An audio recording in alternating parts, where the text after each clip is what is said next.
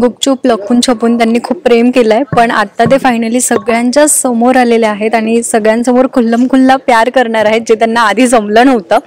सुरुची आणि सुयश माझ्यासोबत आहेत, तर काय सांगाल? एक्साइटमेंट आहे, नर्वसनेस आहे. वेगळ्या पद्धतीचं नाटक, वेगळ्या पद्धतीचं म्हणण्यापेक्षा माझ्यासाठी वेगळं. मी आजपर्यंत कधी असं कॅरेक्टर केलं नव्हतं, त्यामुळे माझ्यासाठी हे वेगळ्या पद्धतीचं आणि माझं पहिलं व्यावसायिक नाटक. सो खूप टेन्शन आलंय. तू काय सांगशील? 2 वर्ष एकच कॅरेक्टर डेली सोपमध्ये केल्यानंतर त्याच कोस्टार बरोबर आणि त्याच मित्राबरोबर एक वेगळं रिलेशन अनुभवायचं, ह्याला खूप वेगळा अनुभव आहे याच्यातला. आणि लगेचच सिरियल संपल्यानंतर. सो कॅरेक्टर वेगळं आहे आणि खूप छान वाटतंय, कारण चांगली टीम मिळाली आहे आणि नाटकाची स्टोरी लाईन फार वेगळी आहे, त्यामुळे वेगळं काहीतरी करण्याचा अनुभव मिळतोय. पोस्टरबद्दल खूप ऑलरेडी बोललं जात आहे, बोललं गेलंय. मला वाटतं की मी पुन्हा एकदा तेच म्हणतोय की त्या पोस्टरवर कोण आहेत त्यापेक्षा काय आहे हे जास्त महत्त्वाचं आहे. ते मोमेंट एका प्रेमी कपलमधली, एका जोडप्यामधली आहे आणि ती खूप गोड मोमेंट आहे. ती खूप छान इंटेन्स पॅशनेट प्रेमाची मोमेंट आहे. सो ती मोमेंट कॅप्चर केली आहे आणि ती प्रत्येकालाच बघून आपल्या आयुष्यातल्या अशा काही मोमेंट्स आठवल्या असतील नक्कीच, आणि त्या जर आठवल्या असतील तर त्यांनी नाटक येऊन नक्कीच बघावं. मी पण हेच सांगेन की बोल्ड किंवा भयानक अशी ती नाही आहे. खरं तर ती खूपच गोड मोमेंट आहे. एखादी गोष्ट दोघांनी शेअर केली की ते क्यूटनेस त्याचा वाढतो आणि तेच आम्ही दाखवण्याचा प्रयत्न करतोय, कारण नाटक हे खूप गोड, सरळ, सिम्पल आहे. त्यामुळे ते कुठेतरी त्या प्रेक्षकांना त्या पोस्टरवरून कळावं एवढीच इच्छा आहे. आणि डेली सोप करताना आणि आता हा कम्प्लिटली नाटक म्हणजे पूर्ण वेगळा भाग होऊन जातो, तर त्या दोघांमधला डिफरन्स तुम्हाला कसा हे करता? माझ्यासाठी मी मगाशी म्हटलं तसं पहिलंच व्यावसायिक नाटक, आणि याआधी प्रायोगिक रंगभूमी, इंटर कॉलेजिएट याच्यावरती काम करत होतो. पण एवढा मोठा अनुभव, एवढा मोठा नाटकाचा प्रवास आणि एक असं कॅरेक्टर की जे खूप स्ट्रॉंग आहे, नाटकात खूप मस्त लिहिलेलं आहे, व्हेरी वेल रिटन, व्हेरी वेल सॉर्टेड, आणि एक अशी टीम की जी खूप छान अनुभवी आहे. सगळे चांगले ॲक्टर्स आहेत, दिग्दर्शक, लेखक, तंत्रज्ञ, आमचे सगळे खूप एक्सपिरियन्स्ड आहेत. आणि डेली सोप करताना मी गेली काही वर्ष सलग डेली सोप्स करत होतो, त्यामुळे डेली सोप्स करताना फार टेन्शन नसायचं किंवा काही गोष्टी जमायला लागल्या होत्या, शिकत गेलो होतो. नाटकाच्या बाबतीत तुम्ही नेहमी नव्याने शिकत असता. तुम्हाला नाटक करत असताना प्रत्येक वेळेला जाणवत असतं की नाटकाच्या प्रोसेसमध्ये एक इन्स्टिट्यूशन चालू असतं, तुमची एक सतत शाळा चालू असते की वेगवेगळं शिकायला मिळतं. शेवटच्या मोमेंटपर्यंत तुम्ही काहीतरी शोधत असता, काहीतरी नवीन सापडत असता.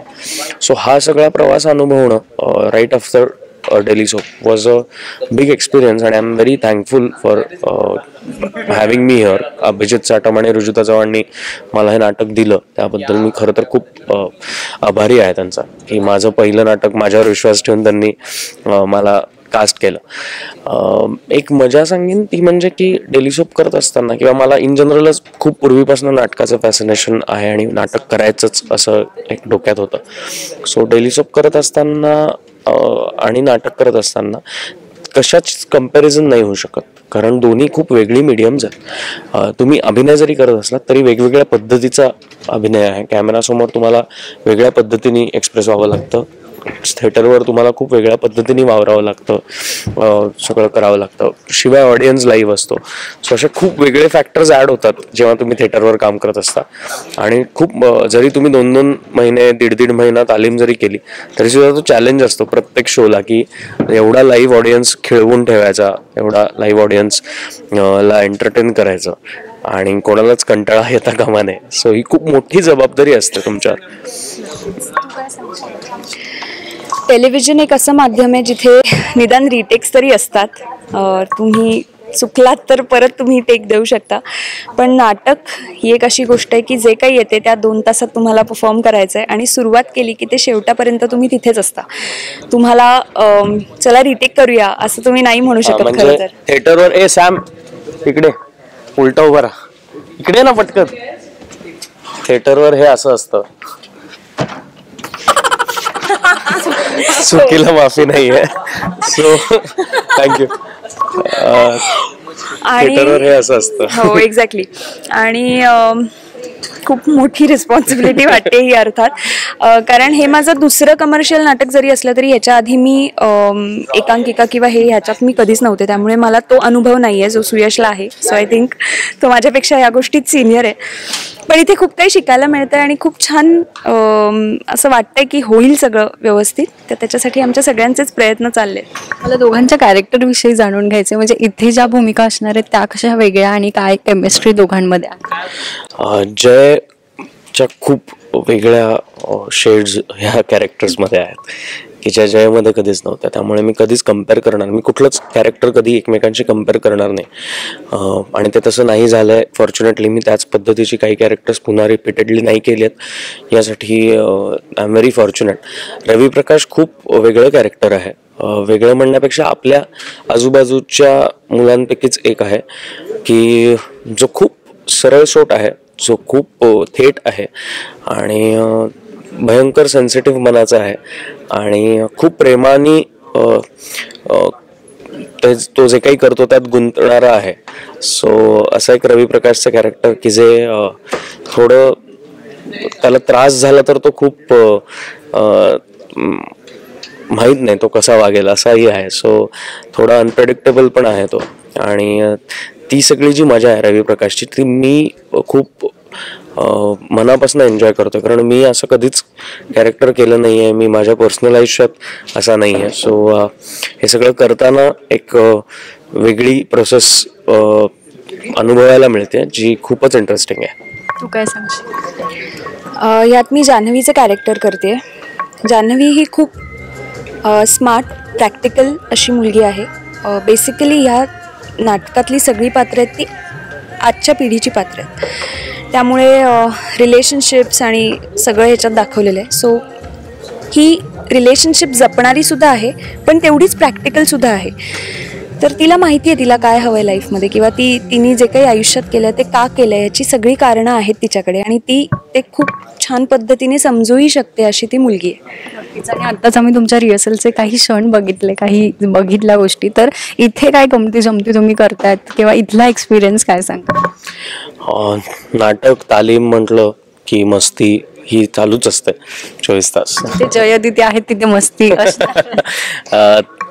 नाही, जिथे जय आहे तिथे मस्ती कायम असते असं म्हणायला हरकत नाहीये. नाही, मस्ती नक्कीच करतच असतो आम्ही, त्याशिवाय मजा नाही कामात. आणि तुम्ही जे काम करताय ते तुम्ही एन्जॉय करत नसाल तर मग त्या कामाला काही अर्थ नाही. सो काम एन्जॉय करणं हे त्याचं सगळ्यात हेल्दी उदाहरण म्हणजे तिथे हसतं खेळतं वातावरण असणं. सगळेच सिरियस चेहरे घेऊन बसले तर काही उपयोगाचं नाही. सो मला वाटतंय मस्ती, मारामाऱ्या, भांडणं, आर्ग्युमेंट्स, चर्चा, मैत्री, प्रेम, जेवण एकत्र हे सगळं चालूच असतं. आणि तालमींचा सगळा वेळ खूपच इंटरेस्टिंग जातो. आम्ही दिवसभर तालमी करतोय सध्या. गेले आता खूप काही तास राहिलेत आमचं नाटक ओपन व्हायला. सो त्या काही तासांच्या आधीचे जे काही दिवस आम्हाला मिळालेत त्याच्यात आम्ही आमच्या परीने शक्य तेवढ्या वेळ एकत्र आहोत. आणि मला वाटतं त्यामुळेच एक टीम बनली जाते. एकत्र वेळ घालवण्यामुळे एक टीमचं बॉन्डिंग होतं. सो ती मस्ती आम्ही अनुभवतोय. मस्ती मजा तर कायमच असावीच रादर, कारण त्याच्याशिवाय कामाला म्हणजे फक्त कामच करत राहिलं तर ॲट अ पॉईंट कंटाळा येतो आणि फॅमिलीपेक्षा लांब इथे असतो तर कुठेतरी मला असं वाटतं की हीच एक फॅमिली होऊन जाते. खूप गोड माणसं आहेत आजूबाजूला, खूप छान आम्ही एकमेकांबरोबर मस्त एन्जॉय करतो. काम करतोच पण धमाल पण तेवढीच जास्त करतो. आता एक लास्ट जो सगळ्यांकडून विचारणारा प्रश्न आहे की नेशन वॉन्ट्स टू नो की सिरियल झाला, आता नाटक झालं, आता चित्रपट, जय आणि अदिती कधी एकत्र जोडी आम्हाला दिसणार? Even we want to know. हो, आम्हालाही त्याचं उत्तर माहीत नाहीये. जाता जाता प्रेक्षकांसाठी काय सांगाल? प्रेक्षकांसाठी एवढंच की स्ट्रॉबेरी नावाचं एक नाटक खूप मनापासून आम्ही तुमच्यासाठी घेऊन येतोय. खूप मनापासून लिहिलेलं आणि मनापासून करण्याचा प्रयत्न असलेलं एक नाटक आहे, जे फक्त प्रेमाबद्दलच नाही बोलत, जे फक्त एका कपलबद्दल किंवा फक्त एका जोडप्याबद्दल नाही बोलत, तर इन जनरल प्रेमाबद्दल बोलतं. आपण प्रेमात पडतो, आपण आयुष्याच्या प्रेमात असतो, आपण काही व्यक्तींच्या प्रेमात असतो, आपण काही गोष्टींच्या प्रेमात असतो. सो आपण आपलं आयुष्य ज्या पद्धतीने ज्या प्रेमाने जगतो त्या प्रेमाबद्दलचं हे नाटक आहे. आणि ते नाटक बघायला तुमचं प्रेम आणि तुमचे आशीर्वाद आम्हाला मिळावेत अशी अपेक्षा आहे. सो तुमच्या प्रेमाची आणि तुमच्या ऑडिटोरियममध्ये तुमच्या चेहऱ्यांची वाट बघतोय आम्ही.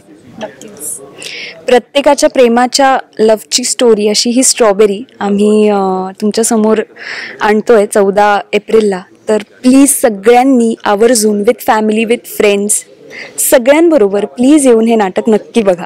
फक्त 14 एप्रिलला नाटक ओपन होत आहे, त्यापुढे महाराष्ट्र, नाशिक, नागपूर, महाराष्ट्रात सगळीकडे, गोवा, अजून सगळीकडेच आम्हाला दौरे करून हे नाटक शक्य तितक्या ठिकाणी परफॉर्म करायला आवडेल. सो तुम्हाला जर कुठेही प्रयोग लावायचा असेल तर आम्हाला नक्की संपर्क करा, पण आमचा प्रत्येक प्रयोग बघायला या. प्रेम करायला फक्त 14 फेब्रुवारीचीच गरज नाही आहे, 14 एप्रिलही चालते.